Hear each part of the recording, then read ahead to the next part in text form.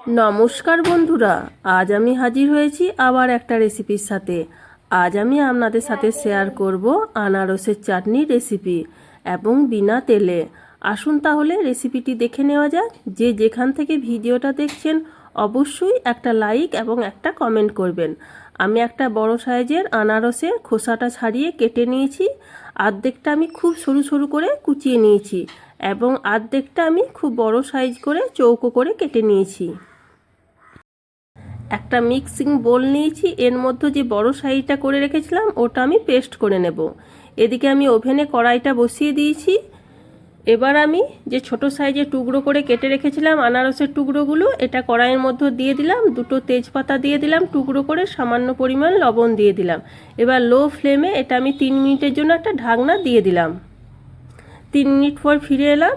একবার চেক করে দেখে নিচ্ছি অনেকটাই সেদ্ধ হয়ে গেছে। এবার পেস্ট করা আনারসটাও দিয়ে দিলাম এর মধ্যে।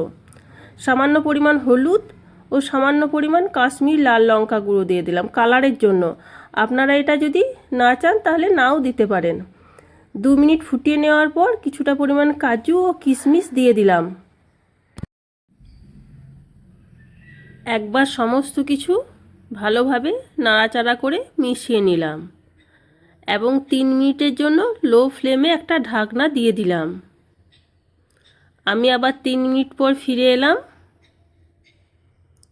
একবার নাড়াচাড়া করে নিচ্ছি। এবার আমি এর মধ্যে চিনিটা দিয়ে দেব। যেহেতু আনারসটা খুব মিষ্টি ছিল তাই আমি 4 চামচ চিনি ব্যবহার করছি। আপনারা আপনাদের ইচ্ছে মতো চিনির পরিমাণটা বাড়িয়ে অথবা কমিয়ে নিতে পারেন। চিনি দেওয়ার পর আমি এর মধ্যে 1 চামচ ভিনিগার দিয়ে দিলাম। যেহেতু আমি চাটনিটা স্টোর করে রাখবো অনেক দিন পর্যন্ত, এটা ভালো থাকবে, তাই আমি ভিনিগারটা দিয়ে দিলাম। 2 মিনিট মতো আমি এটা ফুটিয়ে নেওয়ার পর এটা আমি নামিয়ে নিচ্ছি। বন্ধুরা, আমার এই বিনা তেলে আনারসের চাটনি রেসিপিটা আপনাদের কেমন লেগেছে অবশ্যই কমেন্ট করে জানাবেন। আর এভাবে না বানিয়ে থাকলে অবশ্যই একবার বানিয়ে দেখবেন।